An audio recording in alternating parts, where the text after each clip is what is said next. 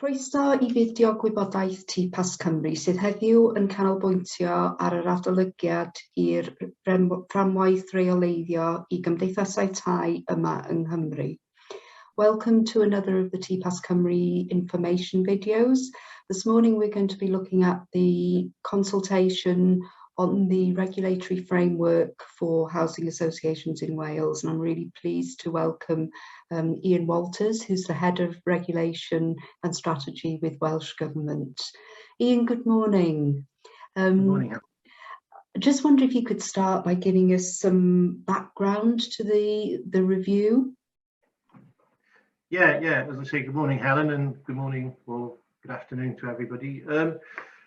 So the framework's been in operation now, the regulatory framework, since 2017, and people may recall we reviewed the framework after 1 year of it being in operation. We made some very minor changes as we noticed things weren't quite working as we expected, and that is one of our one of the principles that we work to, is that if things aren't quite working, we'll tweak and fix it as we go, kind of thing.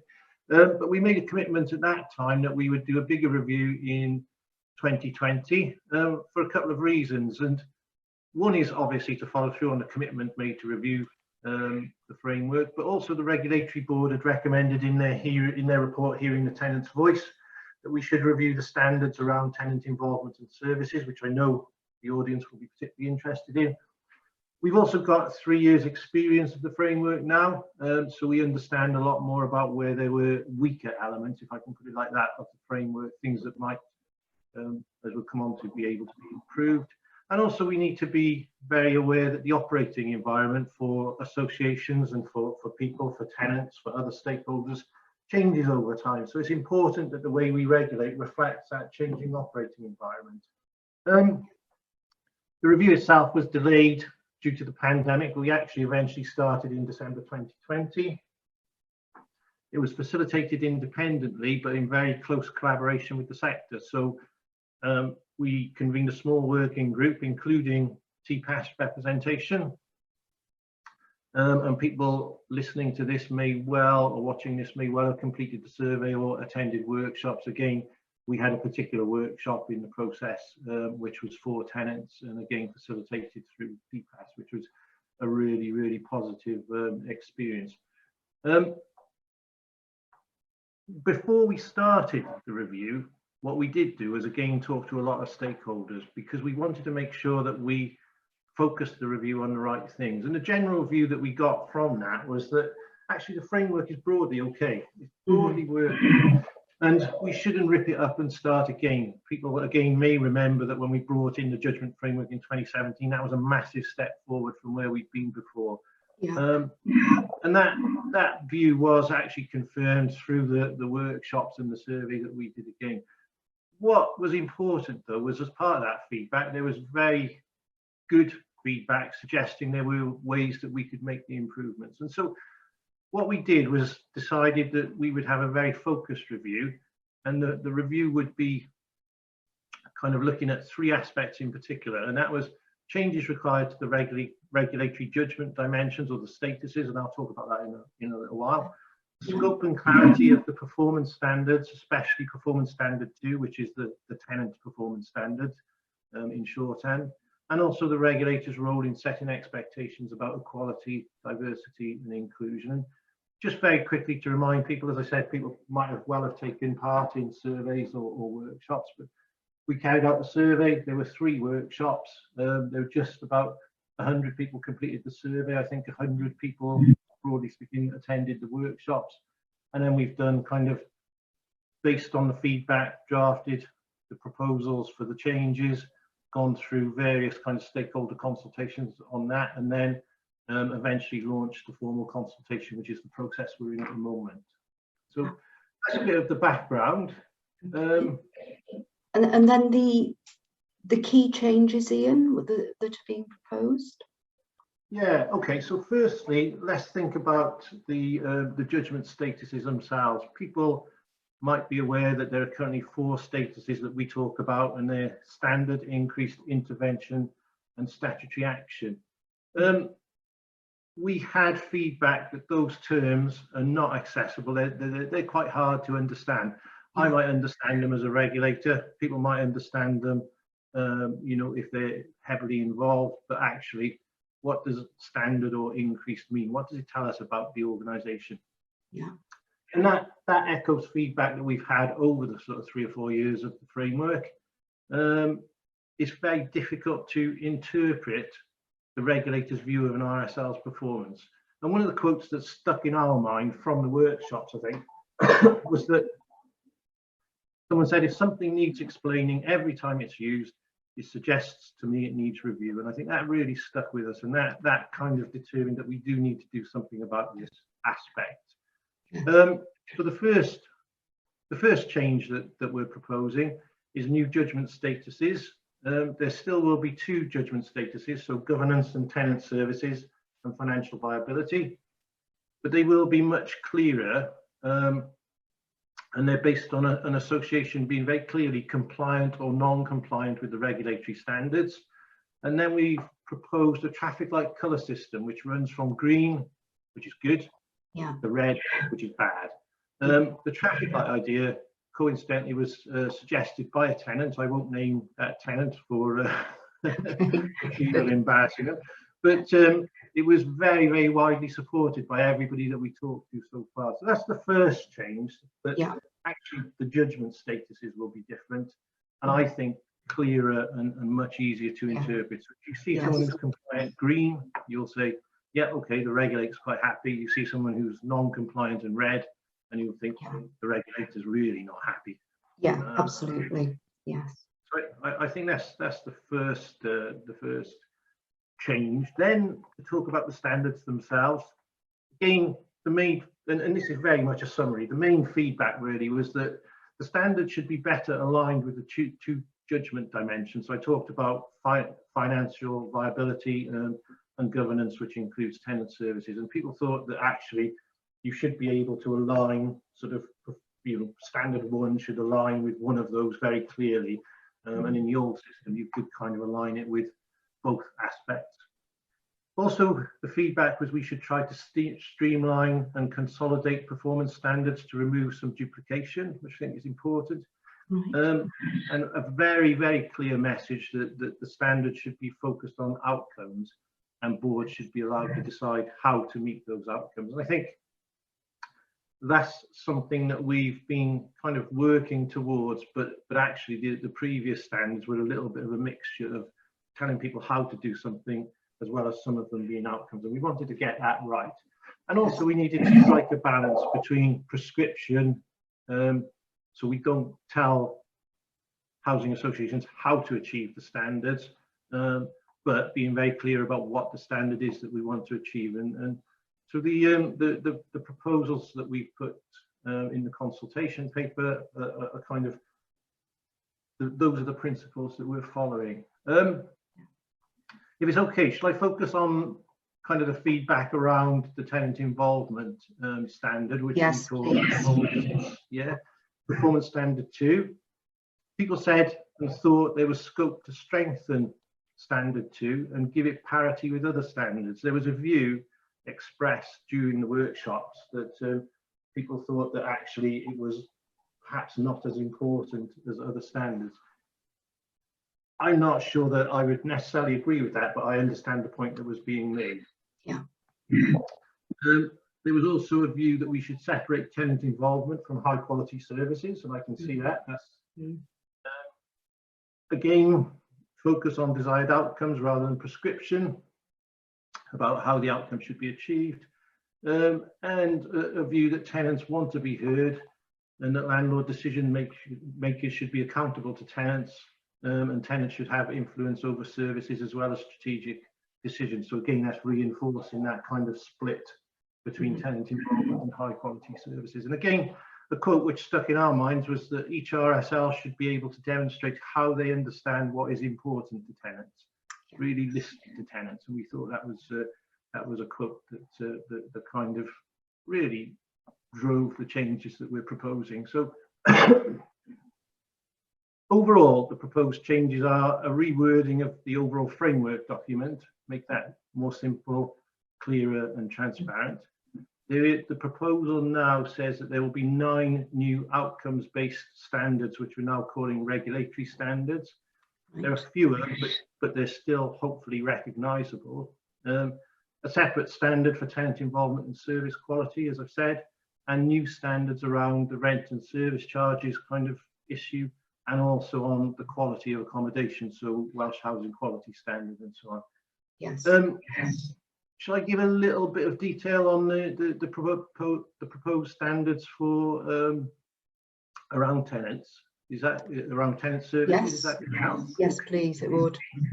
So the 2 proposals around tenant services is regulatory standard 3, which is high quality services are delivered to tenants. And then the kind of the outcomes in that are that it keeps that the RSL keeps tenants safe in their homes and promptly identifies and corrects any underperformance or non-compliance on landlord health and safety matters. Again, people may well remember that we published a health and safety, landlord health and safety kind of overview a couple of years ago. There were a number of recommendations for all associations to look at in that overview. And we feel that kind of health and safety, as well as the statutory kind of requirements around that, is a zero tolerance issue for us. What we want to ensure is that from time to time, you know, there will be issues of non-compliance, perhaps for good reason, and we've seen that particularly across the pandemic. But really, really important that where there is underperformance or non-compliance, that the issues can be quickly identified and corrected. So that's what that performance standard or that regulatory standard is about. The next one is deliver services which meet the diverse needs of tenants. I don't think I need to go into that anymore. It's quite clear that different tenants have different needs and services need to take that into account. So really, really important. Yeah. And the final point around high quality services is that the RSL achieves and maintains high levels of tenant satisfaction with services. And again, people will have seen that we've published satisfaction survey recently, tenant satisfaction, and we're continuing to do that kind of every year moving forward. So again, very, very important. And then the other side of the next regulatory standard around tenants is tenants are able to influence the design and delivery of services in ways that are appropriate for them and the organisation. And here, the outcomes that social landlords must achieve is to enable tenants to understand the organisation's approach to tenant involvement and the ways they can get involved, including how the organisation will listen to and act on tenants' concerns and issues. And that's a bit of a mouthful, but actually it's really, really critical in all of this. It's really making sure that every RSL makes it clear to its tenants how they can, what their approach to tenant involvement is, how they can get involved, and how the organisation listens and acts on tenants' concerns and issues. It is a bit of a mouthful, but actually it's kind of fundamental, if you like. Yeah. The next part of the outcome is provides opportunities for tenants to be involved, can demonstrate that tenants are satisfied with those opportunities, and can demonstrate the difference involvement is making. So I think we all know about involvement is one thing, listening to people is another. But actually acting on that involvement and making a difference, really, really crucial. And the final part is that the RSL can demonstrate diverse tenant views and expectations inform the development and review of housing and related services and the response to any underperformance. So again, it's a standard that really says to landlords it's important that you do give people the opportunity, give tenants the opportunity to engage with the organisation, to be involved with the organisation, and that you act on that involvement. Yes. Yeah. And I think it's going to be, you know, it's going to be a challenge moving forward, and quite interesting to see how organisations and tenants, you know, respond to that regulatory standard. So yeah, sure.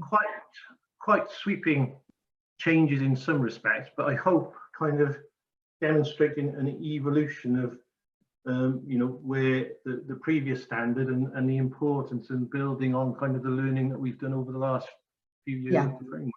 Yeah, sure, absolutely. Ian, thank you, that's really useful. So the consultation that that is taking place at the moment. What are the sort of questions that you will be asking? Yeah, if I can just give a bit of background to the consultation itself. So before the Minister makes changes to the standards, there's a statutory requirement, so a requirement in law that consultation takes place. The requirement is that there's a consultation with representative organisations of tenants, housing associations and local authorities. So there's not an in-law requirement to consult with everybody, if you like. And we do this in reference to changes to the performance standards or the regulatory standards by consulting with members of the Regulatory Advisory Group, or RAG as we call it, which is a wider group than the consultation group required in statute, and gives an opportunity for a wide set of views to be received, if you like. Now, TPAS sit on the Regulatory Advisory Group, so the consultation has gone out to TPAS, who are now talking to their members about actually what's the response that you want us to give to Welsh Government. The questions actually in the consultation are pretty straightforward, but as well as the questions, there's space for people to explain their answers or to give more details. But in essence, there's only 5 questions. Question one is, are the revised regulatory statuses easy to understand in relation to an RSL's regulatory performance? So that's covering the new judgment statuses we talked about. Question 2 is, are the revised regulatory standards easy to understand in relation to an RSL's regulatory performance? So basically, do the regulatory standards kind of make sense, if you like? Do they represent what you would expect a good RSL housing association to be doing? Question 3 is, do you agree the revised regulatory standards provide for tenants to have an appropriate level of influence and involvement? So again, a critical question perhaps for the target audience here. Question 4 is, do the range of outcomes in the revised regulatory standards reflect an appropriate range of RSL activities? So I guess what we're saying there is, do you think we've covered the outcomes that we would expect a normal RSL to be doing, or have we missed something absolutely critical? Hopefully that's not the case, bearing in mind the amount of kind of pre-consultation work that we did, but you never know. You know, people can have other ideas which will be useful information. And then the final one is, do you agree with the expectations set in relation to equality, diversity and inclusion? And again, that's a critical question. I haven't gone into too much detail about that, but you'll remember that was one of the areas of scope, was about the regulator setting expectations in relation to equality, diversity and inclusion. So the questions on the consultation, fairly straightforward, but as I said, there's an opportunity for people to kind of expand on their answers or explain their answers in much more detail. Okay, thanks, Ian. And there will be 3 opportunities for staff and tenants to feed into the TPAS Cymru response. We're holding sessions on Tuesday the 10th of August and Thursday the 12th, and then again on Wednesday the 18th, and all of those sessions will be between 10:30 and 12, and they are actually advertised on our website. Ian, thank you for that explanation about the questions. So after the consultation period is over, what will the timetable be? What will happen next? Okay, so the consultation closes on the 25th of August. Following that, we'll do an analysis of all of the responses and make recommendations to any changes to the revisions that we've consulted on. Those in turn have to be considered and approved by the Minister, after which we'll issue the revised standards as the final version. All things being equal, I would have thought that we're probably looking towards an early autumn launch time for the new standards and judgments. Great. Ian, thank you very much. Diolch yn fawr iawn. It's been really useful session. Appreciate your time. Thank you.